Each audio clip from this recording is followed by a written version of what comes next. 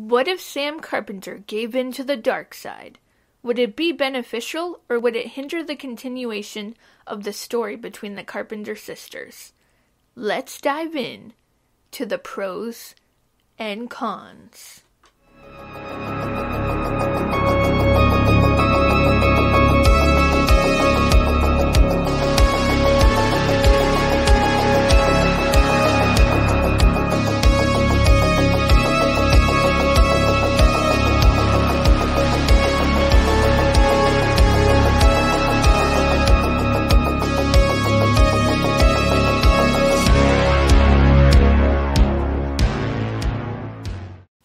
Hello, my fellow movie geeks. Carey Craves Cinema here. Let's talk about Sam Carpenter possibly being the next Final Girl, or becoming the next memorable Ghostface. Let's start with the pros. Keep this positive to start this video off. As we had seen in Scream 5, Sam was betrayed by her boyfriend Richie, or so we thought he was her boyfriend. He manipulated Sam to the utmost, leading her to unleash her inner serial killer. Like father, like daughter. First pro. If Sam were to become the next Ghostface, we would have some badass, brutal kills. I don't know about you fellow movie geeks, but I cheered Sam on when she went crazy on Richie with the knife, then with the gun. She was definitely knife happy and showed no mercy with the weapon in her hand. No hesitation, no fear. She enjoyed it, also with that epic knife swipe, learning from Daddy Dearest. Second pro, Tara would take the opening spot for Final Girl. To me, that would be a perfect fit, showing us how she survived and she fought back like a proper Final Girl would. She has elements that Sydney had in Scream 96. Third pro, for me personally, would be that Tara would be untouchable. Sam would not want to hurt her, and she would not let anyone else hurt her. I feel like that could go both ways, though, because it depends on if they go deeper into their relationship and how estranged they actually are. Their sister relationship could go either way. There could be resentment, anger, abandonment. It could either be that Sam is protective of Tara, or Tara could lash out, causing her to be a target, which could lead to a con as well. Fourth pro would be that we would have 2 mind-blowing killer reveals.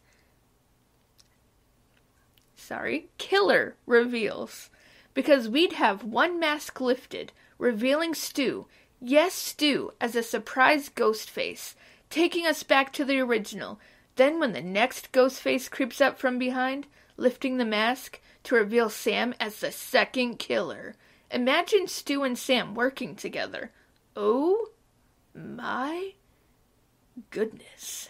If there was a way to bring back Stu, it would be jaw-dropping if Sam teamed up with Stu to go on a killing spree. Sam is curious to get to know the one person who is the closest to her father, Billy, looking for Stu, who unleashes the killer within Sam, teaming up to go after loose ends. The fifth pro. To me, Sam does not do well as a victim. Every time we saw her in a vulnerable state, she was falling flat.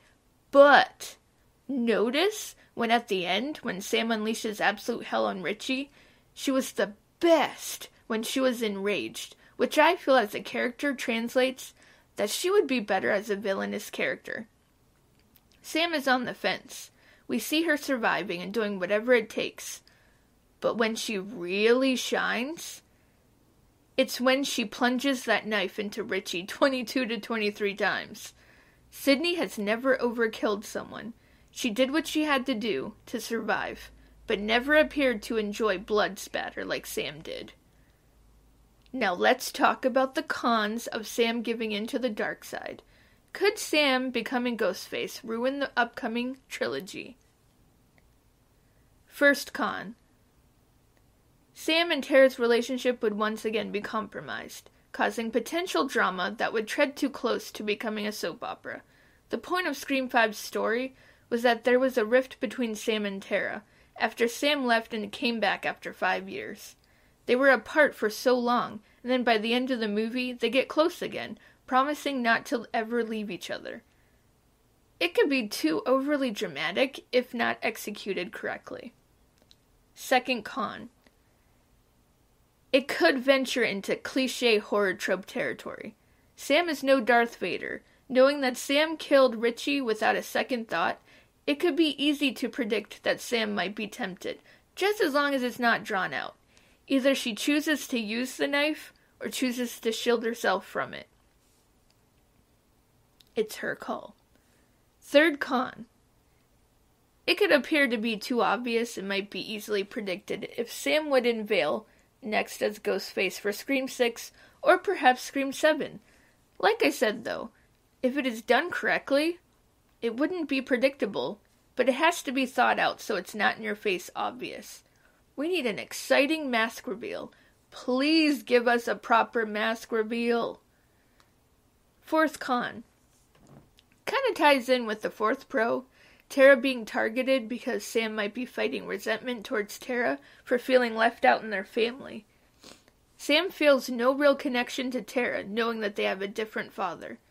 Tara gets in the way. When all of her friends are killed, she goes after Ghostface, knowing what all has happened to her. It then becomes sister versus sister. Now, I was thinking about this one, and I was thinking about Scream 3. How Roman and Sydney, they had that brother-sister dynamic, and they were fighting, and I don't know about you guys, but that was the best part of Scream 3.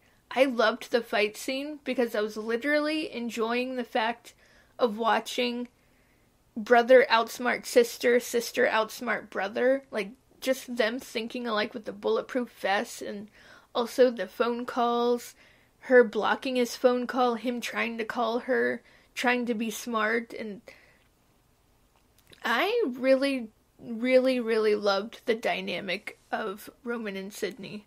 I know a lot of people don't really like Scream 3, but I absolutely love that dynamic. I'm venturing off, I'm sorry. I had to talk about Scream 3 for a second. Fifth con would be that the story that Scream 5 set up for Sam, portraying her as the new final girl, wouldn't that be set up for nothing? They seem to really sit heavily on the thought of Sam being the new Sydney. Who will the torch be passed on to?